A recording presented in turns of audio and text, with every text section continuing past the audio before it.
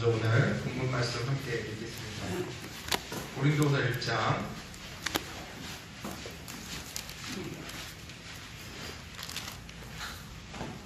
3절에서 4절까지 말씀을 함께 읽겠습니다. 찬송하리로다. 그는 우리 주 예수 그리스도의 하나님이시요 자비의 아버지시요 모든 위로의 하나님이시며 우리의 모든 환난 중에서 우리를 위로하사 우리로 하여금 하나님께 받는 위로로서 모든 환난 중에 있는 자들을 능히 위로하게 하시는 이십시다. 아멘. 함께 기도드리겠습니다. 사랑이 충만하신 아버지 하나님 감사합니다. 이 아침도 하나님께 예배드리기 위하여 이 자리에 모이게 하시고 신령과 진정으로 하나님께 예배드리게 하심을 감사드립니다. 주님, 우리가 이렇게 하나님께 예배드릴 때에 하나님 홀로 영광 받으시기 원합니다. 또한 우리의 몸과 마음을 다해 힘써 하나님께 기쁨과 영광을 돌려드리기 원합니다. 이 시간 하나님께서 온전히 주장하셔서 하나님께 기쁨이 돌려드리는 귀한 예배가 될 수 있도록 이 시간 인도하여 주시기 원합니다. 하나님, 이 모든 말씀 예수님 이름으로 기도드렸습니다. 아멘. 다시 한번 인사드리겠습니다. 안녕하십니까? 반갑습니다. 방향 참빛교회에서 온 김선민 형제입니다. 지난달에 왔었습니다. 그래서 그 성도님들이 그만하라 하실 수 있는데 저기 제가 그 설교를 배정하시는 목사님께 저 상황상 근처에 있는 교회로 좀 배정을 부탁드렸더니 이렇게 자주 오게 됩니다. 이렇게 또 하나님의 은혜로, 하나님의 인도로 이렇게 다시 가까운 시일 안에 만나 뵈서 반갑습니다. 저희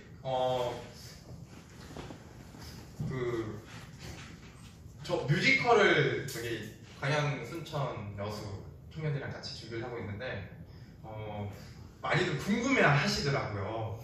그래가지고 저는 이제 준비 단계다 보니까 뭔가 이제 약간 비밀이 감춰뒀다가 나만 이제 보여드리고 싶은 마음도 있어가지고 이제 말씀을 잘 안 드리고 싶은데 궁금해 하시니 좀 말씀을 드리자면 잘 진행이 되고 있습니다.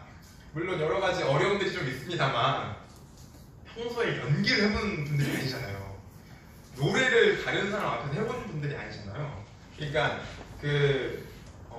모든 과정들이 쉽지 않은 과정들이에요. 우리 연기와 노래를 하시는 청년들이. 근데 그런 것들을 그리스도 안에서 합당하게 여기시고 끝까지 순종함으로 잘 어쨌든 연습이 되고 있습니다. 저는 이제 항상 시작할 때 기도할 때마다 이런 얘기를 해요. 이게 우리가 공연이 목표가 아니고 누구한테 보여주는 게 목표가 아니고 이 연습하는 과정들을 통해서 우리가 하나님께 뭔가 배우는 시간이 되면 좋겠다. 무엇이든 잘 배우는 시간이 되면 좋겠다. 그 과정을 통해서 우리가 배우자 이런 것들을 말씀을 드리는데 신앙생활과 성도들과의 관계를 배우자 이렇게 제가 말을 했는데 제가 오히려 더 많이 배우고 있습니다. 그래서 유익한 시간이 되고 있고 이제 얼마 안 남았더라고요. 지금 매주 만나고 있습니다. 수련교에서 주일에 끝나고 매주 만나고 있는데 얼마 안 남아가지고 이제 좀 떨려요. 야, 시간도 얼마 안 남았는데 아직 이렇게 해야 될 게 너무 많은데 막 그러면서 많이 떨리고 두렵기도 한데 항상 묵상하는 게 이런 게 있습니다. 내 힘으로 하면은 두렵고 떨리는 게 마땅한데 하나님께서 허락하시는 거고 하나님께서 주장하시고 하나님께서 계획하시고 원하시는 거면 내가 떨릴 필요가 없겠다. 하나님께서 하시는 거니까 이게 마음의 묵상이 되면서도 현실을 마주할 때면은 떨리고 있습니다. 그래서 기도가 많이 되고 있고요. 그리고 청년들이 이렇게 헌신하는 것들이 저한테 많이 배우게 돼요. 놀러 가고 싶을 때도 있을 거고 자기 약속도 많이 있을 텐데 그 시간들을 온전히 이제 연습 가운데로 와가지고 쉽지 않을 텐데 그렇게 하고 있습니다. 오늘 주제 말씀은 위로입니다. 제가 저희 집에서 가끔 설거지를 하는데요. 설거지를 하다가 이제 미끄러지면 이제 유리 접시 같은 게 조금 떨어지고 그러지 않습니까? 깨지진 않더라도 뭐 싱크대에 이게 꽝꽝 하면서 부딪히고 그럴 때 있잖아요. 그럴 때 이제 그 저의 아내가 이렇게 얘기합니다. 괜찮아? 이렇게 얘기해요. 괜찮아? 다친 데 없어? 이렇게 얘기해요. 신혼 초에는 그게 잦았어요. 신혼 초에는 그게 잦았는데 지금은 뭐 조금 약간 루즈해졌어요. 어쨌든 사랑의 신분 아닙니다. 오해하지 마십시오. 이제 이렇게 소리가 나도 별로 이렇게 관심 있는 느낌을 못 받을 때가 있어요. 가끔 말을 되게 조심해야 되는군요. 가끔 그런데 제 딸이 이제 6살이다 보니까 그걸 배웠어요. 그러니까 어떤 무슨 큰 소리가 났을 때 괜찮아! 괜찮아요? 괜찮아? 아빠 괜찮아? 이런 거를 이제 배웠어요. 그래가지고 무슨 그런 소리가 나면은 이제 자동적으로 이제 아빠 괜찮아? 하면서 이제 가까이 오는 거예요. 근데 이 녀석도 이 딸 6살짜리 얘도 태블릿으로 유튜브 보고 있다가는 그런 소리 들을 때면은 신경을 안 쓰는 거예요. 신경을 안 써. 지금 유리가 깨져가지고 아빠가 다쳤을지도 모르는 이 위급한 상황인데 이 신경을 안 쓰니까 마음이 어때요? 신경을 받고 싶어. 마음술을 받고 싶어요. 그 6살짜리 딸한테. 그래가지고 접시 소리 뭐 이런 어쨌든 생활하다가 이런 소리가 이제 다칠 만한 소리가 나게 되면은 딸이 먼저 그 얘기를 안 하니까 제가 어떻게 하는 줄 알아요? 제가 제 입으로 아빠 괜찮아! 이렇게 얘기를 해요. 그러니까 듣고 아빠가 지금 위급한 상황인 걸 알라고 와가지고 나를 좀 알아주고 위로해달라고 이렇게 얘기해요. 아빠 괜찮아. 제가 얘기해요. 제가. 그러면 이제 그때 웃으면서 제 아내와 제 딸이 옵니다. 아빠 괜찮아? 이렇게. 근원적으로 마음에 어떠한 위로받을 만한 상황, 어려운 일이 있을 때에 위로받고 싶은 거예요. 그 작은 애한테. 우리 삶의 삶에 사라지는 것들이 다 쉽지 않은 투성이지 않습니까? 어려운 투성이고 사람으로부터 기쁨도 얻지만 사람으로부터 상처도 많이 받고 살아요. 저도 안 주고 싶지만 저도 모르게 상처를 주는 경우도 있어요. 근데 이럴 때에 우리는 누구나 다 위로를 받고 싶어 합니다. 마음에 가까이 와서 괜찮은지 물어보고 그 마음이 얼마나 상했는지 알아주고 그리고 그 마음을 같이 나눠주는 위로를 받기를 원해요. 근데 위로를 내가 받고 싶은 만큼 충족하게 받을 수 있으면서 삽니까? 아니잖아요. 그렇죠? 우리가 마음이 아프거나 곤고할 때나 어려움이 있을 때에 위로를 누군가에게 받고 싶지만 충분히 받지 못하고 사실 삽니다. 그러면서 사는 거죠. 위로를 받지 못하면서 그러면서 사는 겁니다. 사실. 오늘 주제 말씀인 이 위로라는 말씀을 통해서 하나님께서는 우리를 어떻게 위로를 하셨고 그리고 또 우리는 어떻게 우리를 서로를 위로하면서 살아야 되는지 주제를 잡고 함께 교제하고자 합니다. 자, 우리 본문 말씀 1장 3절만 읽겠습니다. 찬송하리로다. 그는 우리 주 예수 그리스도의 하나님이시요 자비의 아버지시요. 같이 읽겠습니다. 모든 위로의 하나님이시며. 네, 여기까지 읽겠습니다. 고린도 후서의 1장 말씀입니다. 먼저 고린도 후서의 1장에 첫 1절과 2절은 사도 바울이 보통 편지를 보낼 때에 의뢰하는 인사들이에요. 근데 그 3절부터 뒤에 꽤 많은 구절을 할애해서 바울이 위로에 대해서 얘기를 합니다. 고린도 전후서가 어떻게 그 편지가 보내졌는지 그 배경을 조금 먼저 설명을 드리겠습니다. 성도님들 너무 잘 아시겠지만 고린도 지역은 항구 도시였어요. 그러니까 무역항이다 보니까 여러 많은 사람들이 왔었습니다. 많은 사람들이 들락날락하면 뭐가 많겠습니까? 죄가 많죠. 무상숭배, 성적인 문란함, 탐욕 같은 것들,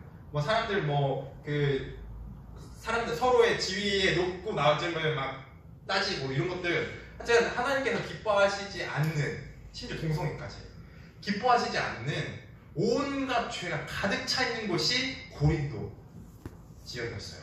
근데 이 지역에 교회가 세워졌습니다. 그러니까 그 자신의 생활 습관을 가지고 있던 그 사람들이 이제 예수님을 알고 예수님의 보혈을 통해서 교회에 모여들었는데, 아니 이 교회가 문제가 예수님의 사랑만 나타나면 좋겠는데 자신들의 기본적인 습성들을 갖고 들어오다 보니까 교회가 세상에 있는 문제들을 그대로 갖고 들어오는 거예요. 교회 안에서. 아까 말씀드렸던 그런 죄들의 모습들이 교회에서 나타나니까 바울께서 이거를 교회에서 이런 문제가 있는 것을 두고 볼 수가 없는 거예요. 하나님께서 예수 그리스도를 통해서 몸된 교회로 사신 건데, 그 핏값으로 사신 교회인데 교회에 이런 허망한 모습들을 하니까 견딜 수가 없는 거예요. 그래서 편지를 보냈습니다. 무슨 편지를 보냈을까요? 이름이 고린도 전서 편지를 보냈어요. 그래서 그렇게 살지 말라.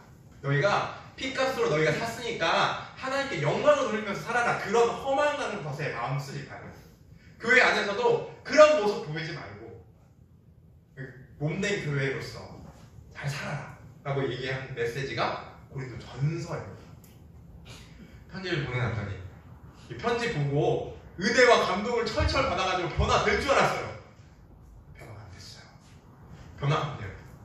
우리가 그 성경 말씀, 은혜의 말씀이지만 말씀 다 있는, 이 말씀만 있는다고 해서 우리가 은혜가 우리 삶이 한꺼번에 바뀝니까? 여기 바뀌고 계신 분들 많이 있더라고요. 잘 안 바뀌어요. 잘 안 바뀌어요. 근데 기본적인 습성이 이게 진짜 안 바뀌어요. 저는 좀 게으른 편이거든요.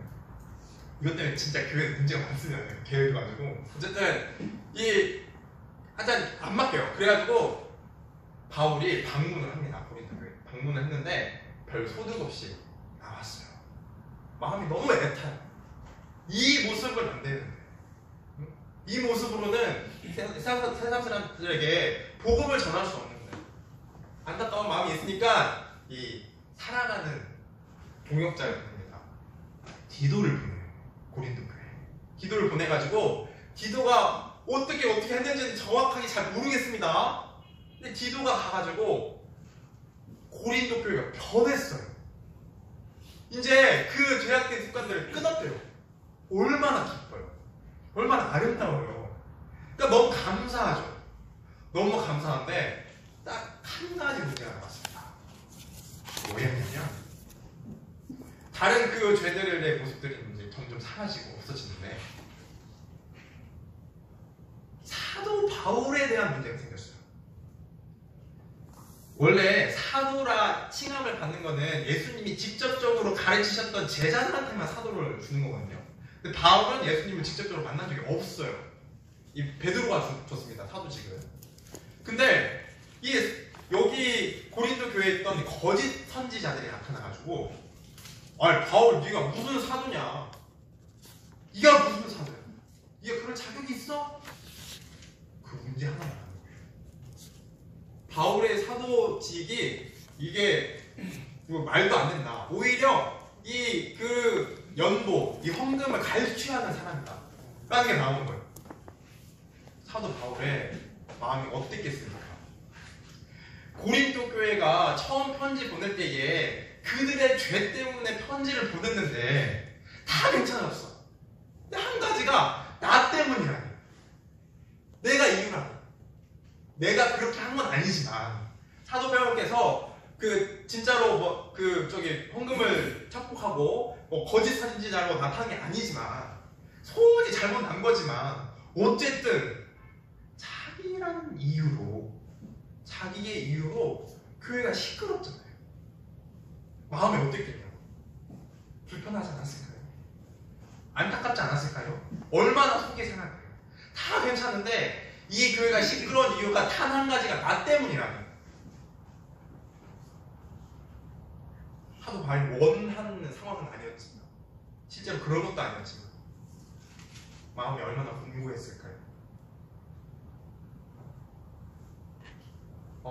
이런 상황에서 사도 바울은 자기 정확히 말씀드리면 다시 한번 말씀드리면 사도 바울은 그런 일을 한 적이 없습니다.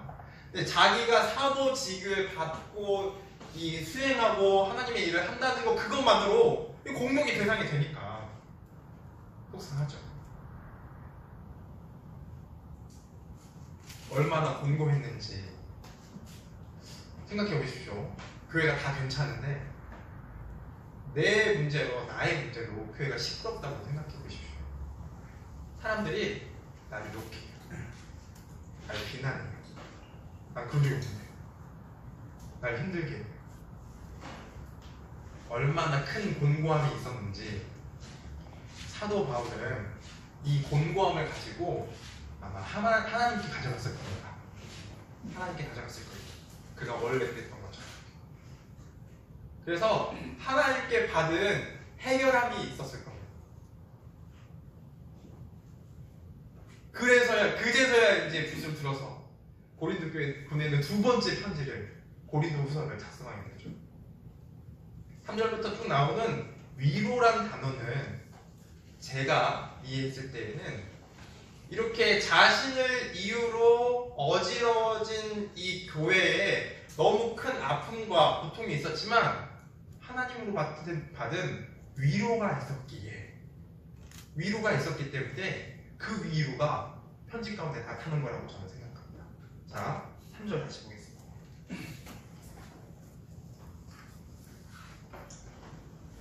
찬송하리로다. 그는 우리 주 예수 그리스도의 하나님이시요 자비의 아버지시요 모든 위로의 하나님이시며 세상 어디에서도 위로받을 데가 없는 걸 알게 됐어요. 가족이 위로하는 것도 내가 가장 사랑하는 사람이 나를 위로하고 지탱해 주는 것도 그 순간뿐입니다. 그 순간뿐입니다. 결국에 끝없이 나를 위로해 주는 것은 하나님밖에 없다는 것을 고백하는 거예요. 위로의 하나님이시며 그리고 4절 읽겠습니다. 우리의 모든 환난 중에서 우리를 위로하사 우리로 하여금 하나님께 받은 위로로서 모든 환난 중에 있는 자들을 능히 위로하게 하시는 이시로다. 말씀 복잡하죠? 이게 무슨 말씀이냐면 내가 가지고 있는 이 신앙생활을 하면서 가지고 있는 모든 환난을 우리 하나님께서 위로하십니다. 위로하시고 우리가 그 받은 위로로 환난 받는 사람을 위로할 수 있다는 말씀입니다. 자, 그리고 5절에 보시면 그리스도의 고난이 우리에게 넘친 것 같이 우리의 위로도 그리스도로 말미암아 넘치는구나. 사람이 주는 위로는 사실 제한적일 수밖에 없어요. 항상 그 사람과 같이 있을 수 없거든요. 위로해주는 대상이 제한적일 수밖에 없어요. 근데 이 사도 바울께서는 하나님이 주신 위로가 어느 정도의 위로냐 말씀하시냐면 우리 그리스도의 고난을 통한 복음이 온 세상에 있는 모든 사람에 끼쳤잖아요. 그렇죠? 그런 것처럼 하나님의 위로도 그리스도의 복음이 모든 사람에 끼친 것처럼 모든 사람에게 하나님 위로도 함께 있다라는 말씀을 한 거예요. 그러니까 부족하다는 말씀입니까? 아니에요. 그러면 하나님께는 위로가 충만하신다는 것을 모든 사람에게 후히 주신다는 것을 우리가 이 말씀을 통해서 알 수 있습니다. 바울을 미워했던, 싫어했던 거짓 선지자들이 고린도 교회에 있어가지고 바울이 곤고함을 통해서 하나님께 이 곤고함을 가져가고 하나님께로부터 해결받은 이 위로로서 고린도후서를 시작하는 거예요. 난 이렇게 위로받았어. 그 위로로서 너희들에게 편지한다. 이렇게 이 세상에서 한 사람만 나를 미워해도 얼마나 고통스러울까요? 그걸 아는 순간 얼마나 힘들던가요? 많은 사람들 한 사람만 나를 미워한다고 생각이 들어도 한 사람만 이렇게 해도 너무나도 힘든 게 사람만. 근데 예수님 계실 때에 이 온 이스라엘의 모든 욕을 아주 한꺼번에 받는 집단이 있었습니다. 누구였냐면 세리였어요. 이 세리는 어떤 역할을 하는 사람이냐면 다 잘 아시겠지만 이스라엘 사람들한테 돈을 걷어가지고 세금을 걷어가지고 그때 주권은 로마에 있었으니까 이 세금을 걷어가지고 로마로 보내는 일을 세리가 한 거예요. 세무 공무원 했는데 이 세리들이 이 거둘 만큼만 가져간 게 아니고 더 많이 걷었어요. 가지고 로마한테 보낼 돈은 보내고 나머지들은 자기들이 착복을 하는 거예요. 얼마나 그냥 끔찍한 죄인이니까. 그죠? 사람들이 세리를 죄인으로 여겼는데 지금은 고위 공무원일 텐데 어쨌든 그 죄인으로 여겼는데 창녀와 같은 급으로 여겼어요. 얼마나 더러워하고 얼마나 멸시하고. 그럴 만도 하잖아요. 근데 그죠? 내 돈 걷어다가 더 걷어가지고 자기들 막 배불리고 그러니까 그럴 만도 하죠. 자연스럽게 그럴 만도 하는 사람들인데 이 사람들이 어느 날 예수님을 찾아왔습니다. 자, 누가복음 15장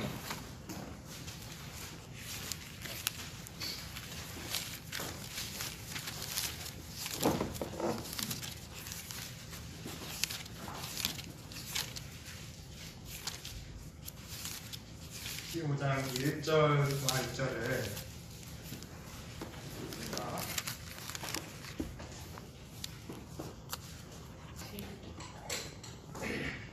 누가복음 15장 1절과 2절입니다. 제가 읽겠습니다. 모든 세리와 죄인들이 말씀을 들으러 가까이 나아오니 바리새인과 서기관들이 원망하여 가로되 이 사람이 죄인을 영접하고 음식을 같이 먹는다 하더라. 이 죄인과 세리들이 소문을 들었어요. 무슨 소문을 들었냐면은 병이 있는 사람은 병을 고쳐준다는 것을 소문을 들었어요. 그리고 병을 고쳐줄 뿐만이 아니고 죄를 사하는 권능이 있음을 선포하셨거든요. 제가 저번 달에 와서 말씀을 잠깐 드렸었는데 기억이 나실지 모르겠습니다. 기억이 안 나셔도 상관없습니다. 뭐 어쩔 수 없죠. 저희 중풍병자 말씀 같이 나눴었는데 기억나시나요? 감사합니다. 그 중풍병자도 처음에 예수 믿게 갔을 때 예수님이 그들의 믿음을 보시고 뭐라고 말씀하셨어요? 중풍병을 낫게 해줬다 이렇게 말씀을 선포하신 게 아니고 내 죄사함을 받았다라고 선포를 하셨잖아요. 그러니까 이 인간으로서는 절대 할 수 없는 선포를 하신 거예요. 예수님께서. 아니 이 세상에 죄를 사할 수 있는 사람이 누가 있겠습니까? 근데 자기가 너무나도 큰 극심한 죄인인 걸 알고 있는 세리는 이 죄를 해결하고 싶은 거예요. 많은 죄인들과 함께 예수님께 찾아갔어요. 찾아갔는데 그 모습을 본 이 바리새인, 서기관, 율법을 지킴으로써 외식적인 행동을 함으로써 그 거룩한 척하는 사람들, 혹은 거룩하려고 노력했던 사람들이죠. 바리새인, 서기관들.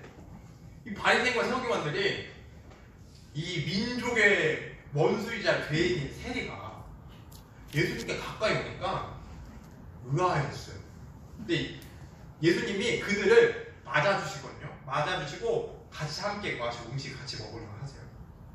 그러니까 이 바리새인과 서기관들이 뭐라고 얘기하는 줄 아십니까? 2절 바리새인과 서기관들이 원망하여 가로되, 여기 원망하조의 하나의 그 원어가 디아몽기조라는 헬라어를 가지고 있는데 불평하다, 투덜거린다라는 뜻을 가지고 있대요. 그러니까 아니 예수님이 그 죄인들을 만나는 게 지금 불평한 거예요. 불편하고 이거를 투덜투덜 얘기한 거예요. 아니 저 무슨 죄인들이라, 우리 유대민족 구원하러 오신 이분이 이렇게 뭐 이적을 행하시고, 그런 분들이 예수님뿐만이 아니다 하더라도 유대인들 전체가 세리와 죄인들을 멀리했어요. 함께 거하지도 먹지도 않았습니다. 자기들 관점에서는 이 사람들과 같이 먹고 마시는 게 죄인처럼 느껴지는 상황이에요. 그러니까 불평하는 거죠. 어떻게 저런 이 극악한 죄인을 맞이하시지? 그들의 유대적인 이 통념으로는 이해가 안 되는 일이죠. 그러자 근데 이게 어떤 상황이에요? 죄인과 세리들이 앞에 있는 상황이에요. 귓속말로 얘기한 것 같습니다. 예수님이 이거 불편합니다. 잘못된 거 아닌가요? 바리새인들과 세계들 이렇게 얘기한 게 아니에요. 어떻게 예수님이 당신이 유대인이면 저 사람들이랑 같이 먹어서도 함께해서도 안 되는데 어떻게 그럴 수 있냐고 이 죄인들과 세리들 앞에서 얘기한 거예요. 얼마나 마음이 아팠겠어요. 세리들이 죄인인 거 알아요. 너무나도 큰 죄인인 거 알아. 근데 바리새인과 서기관들이 이 큰 죄인과 먹고 마시는 것들을 불평하면 그 듣고 있는 세리와 죄인들이 얼마나 마음이 불편했겠어요. 속상하지 않았을까요?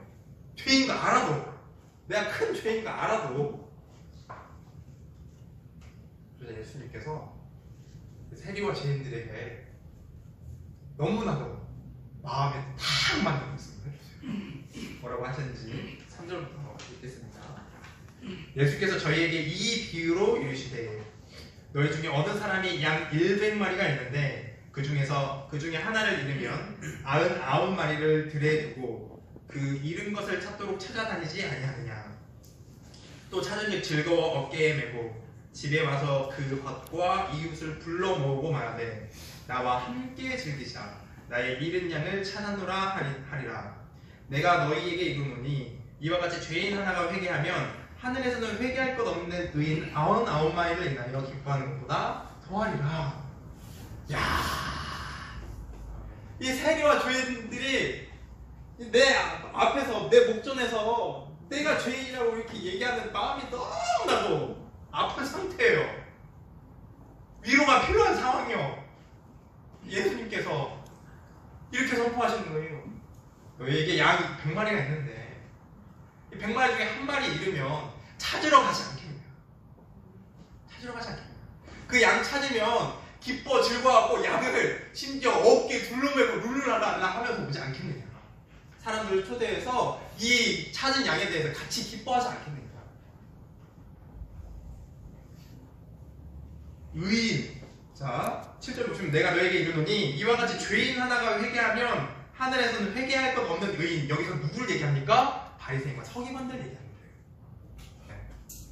자기들이 의인이라고 하고 다녔던, 의롭다, 의로운 척하고 다녔던 바리새인과 서기관들을 이렇게 이제 비유로 이렇게 약간 이 처참하게 만드시는 겁니다. 회개할 것 없는 의인 99명을 음으로 기뻐하는 것보다 이 회개하는 한 명으로 더 기쁨이 크다 이렇게 말씀하시는 거예요. 그러니까 지금 회개해서 예수님께로 가까이 온 죄인들, 세리들을 기쁘게 받으신다는 얘기잖아요. 그죠? 그러니까 바리새인들이 어때요? 말을 할 수가 없는 거예요. 말을 할 수가 없어요. 이런 기가 막힌 비유로 이렇게 멋있고 우아하게 그들의 어떤 이 불평들을 잠재우시니까 할 말이 없죠. 그리고 이 세리들이 이렇게 내가 너무나도 죄인이었는데 내가 회개해서 예수님 앞으로 오니까 그렇게 높아 보이는 바리새인들보다 나를 더 귀하게 여겨 하시는 모습을 보니까 어떻겠어요? 마음이 위로가 가득하죠. 가득할 수밖에 없죠. 이 위로가 가득한 사람이, 이 위로가 가득한 이 세리들이 가만히 있었겠습니까? 가만히 있죠. 세리들 이제 일하는 곳에 같이 가가지고 얘기하지 않았겠습니까? 네, 예수님 만나러 갔는데, 예수님 만나러 갔는데, 아니 바리새인들 앞에서 우리가 회개한 우리가 더 귀하다고 하시다니까 얘기하지 않았겠어요? 그래서 그 얘기를 듣고 누군가 한 명이 또 예수님께로 다가옵니다. 자, 19장 보겠습니다.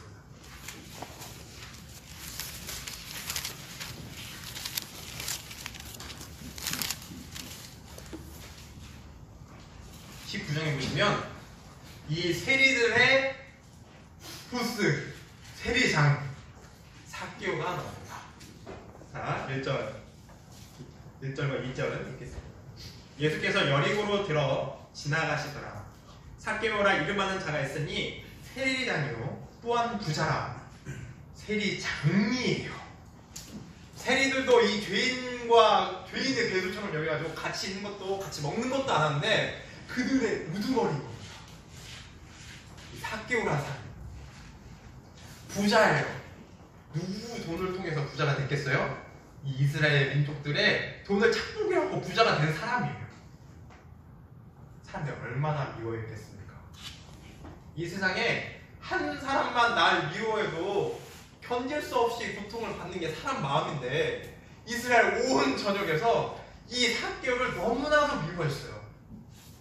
물론 그럴 만한 죄를 지은 사람이지만 마음이 평안했겠습니까? 고통받죠. 고통스럽죠. 자기가 그럴 만한 죄를 짓긴 했지만 힘들죠. 어렵죠. 그래서 이 삭개오도 우리 부하 직원들이 예수님 만나고 온 얘기 들으니까 예수님 만나고 싶은 거예요. 그래가지고 자기도 이 사람들이 나를 너무너무 죄인 취급하고 나도 죄가 너무 많고 근데 이 죄를 어떻게든 풀고 싶어. 마음에 큰 공감이 있어. 위로를 받고 싶어. 그래서 예수님을 찾아왔습니다. 찾아왔는데 예수님이 그때 당시에 많은 이적을 행하시고 다니셨기 때문에 이 사람들을 구름대처럼 몰고 다니셨어요. 그러니까 이 삭개오가 또 키가 작거든요. 키가 작잖아요. 그러니까 얼마나 나름대로 치열하게 나름대로 이 악한 일을 더 많이 했겠어요. 외모적으로 내가 너무나 작고 막 어려 보이고 그러니까 더 악랄하게 하지 않았겠어요? 세리자 직분을 착복하는 것을 그런 사람이에요. 예수님을 만나려고 보니까 내가 키가 너무 작아. 예수님 만날 수가 없어요. 그래서 이 사람이 그동안 살아온 삶의 모습을 보여준 장면이 나와요. 예수님이 이동 경로를 파악을 저쪽으로 가시는 거, 이쪽으로 그쪽 가시는 거 보니까 뽕나무 쪽을 지나가시겠다라는 판단이 든 거예요. 그러니까 세리장을 했겠죠. 그래서 그 뽕나무로 올라가게 됩니다. 올라가가지고 기다리고 있어요. 기다리고 있어요. 보겠습니다. 3절 저가 예수께서 어떠한 사람인가 하여 보고자 하되 키가 작고 사람이 많아 할 수 없어 앞으로 달려가 보기 위하여 뽕나무에 올라가니 이는 예수께서 그리로 지나가시게 됨이로라. 5절 읽겠습니다. 예수께서 그곳에 이르사 우러러 보시고 이르시되 삭개오야 속히 내려오라 내가 오늘 내 집에 유하여야 하겠다 하시니 놀라운 일이 벌어졌어요. 예수님이 이 삭개오는 자기가 그동안 살아왔던 삶의 방식대로 빨리 눈치껏 약속 빠르게 예수님을 만날 수 있는 최적의 경로를 찾아가지고 뽕나무에 올라간 겁니다. 다행히 예수님 그쪽 오신 거예요. 오셨는데 나 같은 죄인에게 예수님이 우러러서 보신 거예요. 삭개오를 나 같은 죄인에게 나같이 곤고한 사람에게. 자, 우리 이 성경의 그 신약에 나오는 위로라는 단어가 어떤 뜻을 가지고 있냐면요.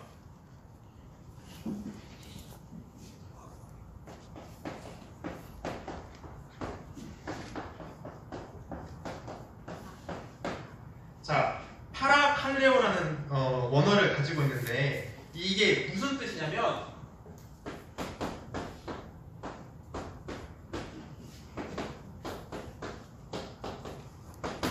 가까운 데에서 부른다는 뜻을 가지고 있다고 합니다. 파라칼레오라는 뜻이 여기 성경에서 위로라는 단어가 파라칼레오라고 적혀있는데 원래 원어가 가까운 곳에서 부르는 것이 위로래요. 예수님께서 삭개오에게 가까이 오셨어요. 그리고 이름을 부르십니다. 삭개오야. 보세요. 다 끝났어 이제.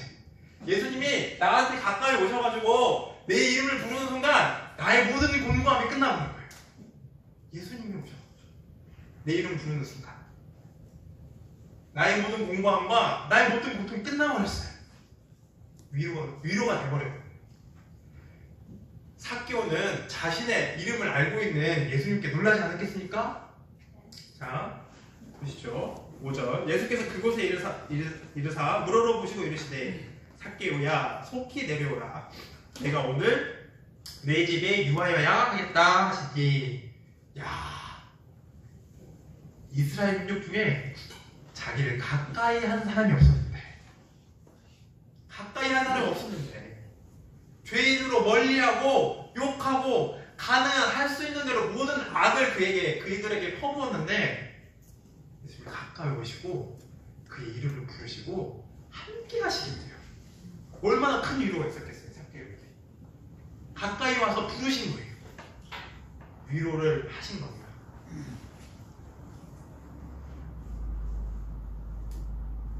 자, 그러자 그 6절 같이 읽겠습니다. 시작. 급히 내려와 즐거워하며 영접 방언을. 아멘. 나의 모든 곤고함을 끝낸 예수님이 나를 부르세요. 급히 내려왔어요. 그리고 예수님을 맞이했는데, 여기서도 뒤에 말씀 보시면 바리새인과 이 서기관들이 불평불만합니다. 저 극악한, 그러니까 아까 세리들은 죄인도 아니요, 이 사람 진짜 삭개오가 진짜 가장 큰 죄인이야. 아주 이 사람이랑 가까이 하는 것만으로도 그 사람이 죄인 취급당할 정도로 너무 큰 죄인인데, 예수님이 이름도 부르시고 심지어 눈을 들어가지고 우러러 바라보시고 가까이 하시고 내려오라고 하고 그 집에 같이 거한다고 하시니까 얼마나 셈이 났겠어요. 얼마나 마음이 불편했겠어요. 그러니까 사람들이 7절 무사람이 보고 수군거려 가로되 저가 죄인의 집에 유하려 들어갔도다 하더라. 이 얘기를 삭개오 앞에서 또 하는 거예요. 예수님이 죄인의 집, 삭개오라고 이름도 안 붙여. 삭개오라고 이름도 안 붙여. 삭개오 이름이 죄인이에요. 죄인의 집에 들어가신대. 예수님께 위로를 이미 받았어요. 콩나무 위에서 예수님이 가까이 오셔가지고 자기를 부르셨어요. 이름을 부르셨어. 그걸로 다 끝났어. 그 앞에 있었던 모든 죄와 모든 그 고통과 이 위로받아야 될 마음과 그 사람들이 수근거리는 저 죄인 하는 것들이 삭개오 마음을 이제 더 이상 아프게 할 수 있을까요? 끝나버렸어요. 이제 더 이상 아프게 못해. 위로가 됐거든요. 그래서 내려가자마자 사람들이 그렇게 수군대니까 삭개오가 뭐라고 얘기하는지 보시죠. 8절입니다. 서서 주께 여짜오되 주여 보시옵소서. 내 소유의 절반을 가난한 자들에게 주겠사오며 만일 네 것을 토색한 일이 있으면 4배나 갚겠나이다. 그전에는 이런 생각을 했겠습니까? 못 했겠습니까? 예수님의 위로가 들어오니까 그전에는 생각지 못할 일들을 하게 되는 겁니다. 가능한 한 그 피를 뽑아가지고 내 재산을 첩보가는 이 삭개오가 이걸 갚겠다. 일단 재산의 절반을 가난한 사람 줬고, 내가 누구한테 이 착복한 게 있으면 내가 4배를 갚겠습니다. 그전 같으면 이런 일을 했겠냐고. 못했죠. 그전 같으면. 예수님을 만나고 참된 위로를 받은 삭개오가 이런 말을 할 수 있는 거예요. 그러니까 예수께서 이르시되 오늘 구원이 이 집에 이르렀으니 이 사람도 아브라함의 자손입니다. 인자의 온 곳은 잃어버린 자를 찾아 구원하려 함입니다. 예수님께서 또 다시 한번 설포하시죠. 죄인 때문에 내가 왔다. 죄인 때문에 내가 왔다. 거룩한 척하는, 의인 척하는 너희들을 위해서 온 게 아니고 죄인을 위해서 왔다. 그만큼 나에게 삭개오가 소중하다. 이렇게 얘기하신 거예요. 삭개오가 모든 사람의 자기를 미워하는 너무나 큰 곤고함을 가지고 있는 사람이었으나 예수님께서 파라칼레오 위로하시고 그 사람이 변한 걸 볼 수 있습니다. 궁극적으로 우리가 큰 어려움을 받아서 우리가 위로가 필요할 때에 우리가 결국 누구한테 돌아가야 하나요? 하나님께 가야 돼요. 삭개오의 모습을 통해서 우리가 위로받을 만한 일이 있을 때에 삭개오의 모습을 통해서 하나님께 가는 모습을 볼 수 있어요. 어떻게 가는지. 어떻게 했어요? 간절한 마음으로 갔어요. 내 모든 것들을 해결받기 위한 마음으로 갔어요. 그냥 가가지고 나 마음 이런지, 나 마음이 이래가지고 공부하고 힘든지 나 좀 어떻게 좀 해보셔 이랬어요? 아니에요. 자신의 모든 곤고함과 아픈 마음을 가지고 갔습니다. 그냥 대충 간 게 아니에요. 콩나무 위로 올라가는 거 사람들 앞에서 그렇게 쉬운 일이었을까요? 사람들 그 많은 자리에 원래 세리들이 죄인들이 잘 안 가요. 잘 안 가. 잘못하면 맞아 죽을 수 있으니까. 그 사람들 많은데 가는 거 쉬운 마음이었을까요? 아니었어요. 그렇더라도 내가 이 그 어렵고 힘든 가운데에서도 예수님 만나면 이거 죄 해결받고 위로받겠다. 그럼 믿음이 있으니까 간 거 아니에요. 참된 기쁨과 위로는 사실 예수님밖에 주실 수가 없어요.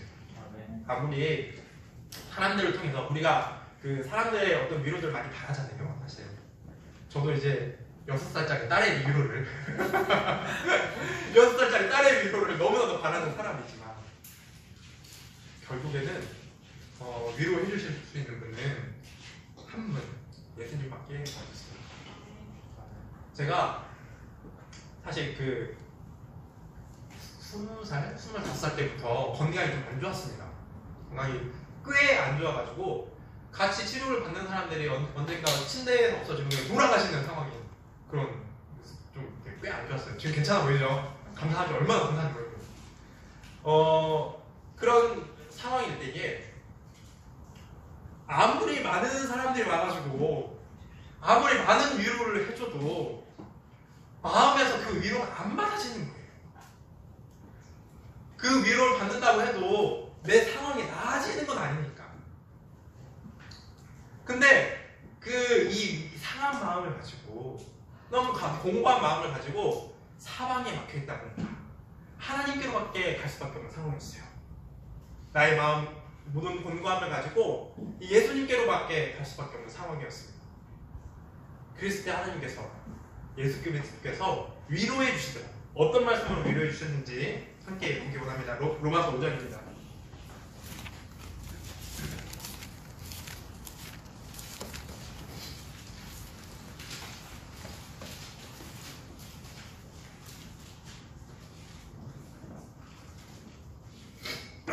로마서 5장 3절에서 4절까지 말씀입니다.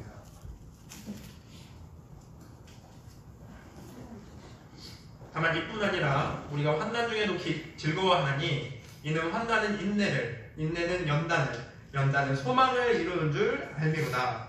우리가 환난을 만나게 되면은 이게 환난에서 그냥 끝이는 게 아니고 우리 구원받은 그리스도인들은 단계가 있는데 환난을 받게 되면 이것을 이기기 위해서 인내를 배우게 되더라고요. 인내는 또 뭘 받게 되니까 연단을 받게 돼요.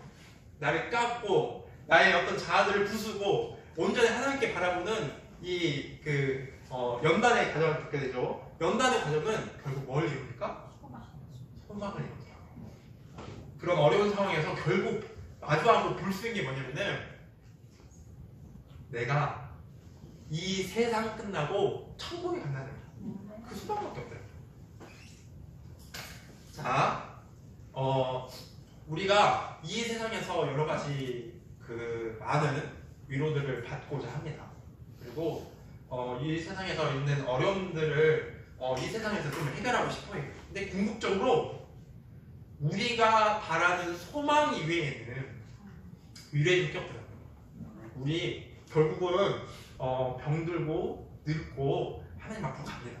이 세상 어려움들 하나님께서 이 바울에게 육체의 가시를 허락하셨던 것처럼 세상의 어려움들을 확 한 번에 해결해 주시는 경우가 거의 없더라고요. 왜요? 그게 은혜이기 때문에. 은혜이기 때문에 그렇습니다. 이런 과정을 통해서 우리는 누구밖에 위로해줄 자가 없냐고 우리 마음 가운데 믿음으로 받아들이게 되면은 이 소망을 허락하시는 하나님 외에 위로가 궁극적으로 될 수 있는 존재가 없다라는 것들을 깨닫게 되는 거예요. 네. 그럼 우리가 이런 우리 마음 가운데 위로가 필요한 상황이 되었을 때에 삭개오처럼 하는 겁니다. 이 모든 것들을 가지고 예수님께 가져가는 거예요. 간절히 뵙기 원하는 거예요. 간절히 이 위로받고 싶은 마음을 가져가는 거예요. 그러면은 예수님이 어떻게 하세요? 허락할래요. 위로하신대요. 내 이름 불러주시는 거예요. 삭개오야 했던 것처럼, 섭니다, 철주나 했던 것처럼. 그 위로 외에는 충만한 위로가 없습니다. 이 고백이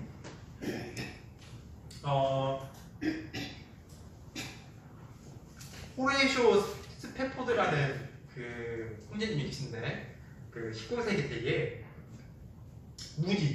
무디가 심우하던 교회에 총무 집사였어요. 그러니까 무디가 심우하고 있는 교회에서 그 회계를 담당하는 집사였어요. 법학과 교수였고 아주 그냥 저기 재산도 많았어요. 근데 이 호레이쇼라는 이 분이 그때 당시에 그 시카고에 있었는데, 시카고에 큰 화재가 나가지고 자신의 모든 재산을 잃어버렸다고 합니다. 다 떠나버렸어요. 근데 그 과정에서 아들도 한 명 있었어요. 그러니까 이 사람이 야, 더 이상 그 이 땅에 소망을 찾을 수가 없다. 그러니까 그 무디가 미국에 있던 무디가 영국으로 이제 선교 여행을 가니까 야, 우리 이 땅에 무슨 소망이 있겠냐. 우리도 무디와 함께 선교 여행을 같이 가야겠다. 원래 휴가 가려고 했는데 선교 여행을 가겠다고 그 자기 아내와 그 네 딸과 자기가 같이 영국으로 가려고 했어요. 그 선교를 같이 동참하려고. 근데 이 호레이쇼라는 분이 사업상 무슨 일이 있어가지고 딸들과 아내를 먼저 영국으로 보내게 됩니다. 근데 너무나도 허망하게도 그 배가 사고가 났어요. 딸 4명이 다 죽었습니다. 아내만 겨우 살았어요. 그래가지고 아내가 구조돼가지고 영국에서 미국으로 전보를 쳤는데 나만 살았습니다. 어떡하죠? 이렇게 보낸 거예요. 그러니까 이 호레이쇼라는 사람이 어떻게 했어요? 마음이 어떻게 했어요? 무너지죠. 그래서 그 자기가 해야 되는 일들을 다 일단 제쳐두고 배를 타고 이제 영국으로 갑니다. 가는데 가는 그 길이 자기 딸들이 수장됐던 그 길인 거예요.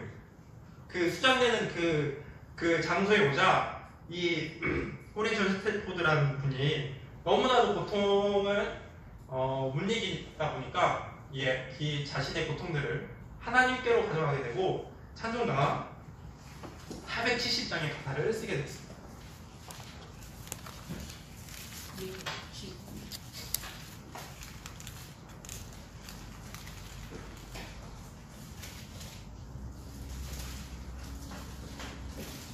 선생님 너무 잘 아시는 찬송 같죠? 내 평생에 가는 길, 이 가사를 그 배 위에서 썼다고 해요. 제가 한번 읽어보겠습니다. 내 평생에 가는 길 순탄하여 늘 잔잔한 강 같든지 큰 풍파로 무섭고 어렵든지 나의 영혼은 늘 평안하다. 내 영혼 평안해, 내 영혼 평안하다. 저 마귀는 우리를 삼키려 입 벌리고 달려와도 주 예수는 우리의 대장되니 끝내 싸워서 이기겠네. 내 지은 죄의 주홍빛 같더라도 주 예수께 다 아뢰면 그 십자가 피로서 다 씻으사 흰 눈보다도 더 정하겠네. 저 공중에 구름이 일어나며 큰 나팔이 울려날 때 주 오셔서 세상을 심판해도 나의 영혼은 겁없겠네. 자, 이분이 결국에는 어디로 간 거예요? 소망을 확인하러 갔어요. 소망. 결국에는 이 세상에 어떤 것도 자신을 끝까지 위로하지 못하는 걸 알게 됐어요. 근데 이 가사가 결국에 뭘로 나옵니까? 자신의 소망에 대해서 얘기하고 끝납니다.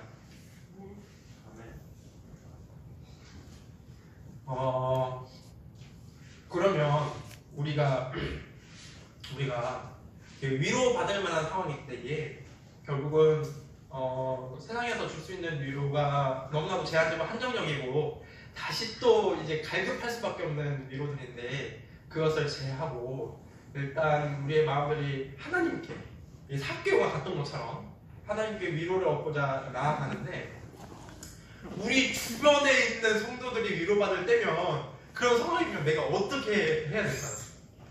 내가 가는 건 아닌지 알겠어. 내가 예수님께로 하나님께로 나의 모든 위로와 제목들을 가지고 가져가는 게 알겠어. 이건 알겠는데 내 주위의 성도들이 너무 큰 위로를 받을 만한 상황일 때에 어떻게 해야 됩니까? 기도해줘야 되는데 자 작년에 저희 교회 집사님께서 너무나도 사고로 허망하게 돌아가신 일이 있었어요. 모든 교회가 충격이었어요. 온 교회가 충격이고 너무나도 고통스러웠습니다. 근데 그 고인이 되신 집사님의 가족들에게 말을 할 수가 없는 거예요. 아무 말도 할 수가 없어요. 그냥 단지 가가지고 그냥 옆에 있어주는 것밖에 못하겠더라고요. 옆에 있어주는 거. 우리 빌립보서 2장 있습니다.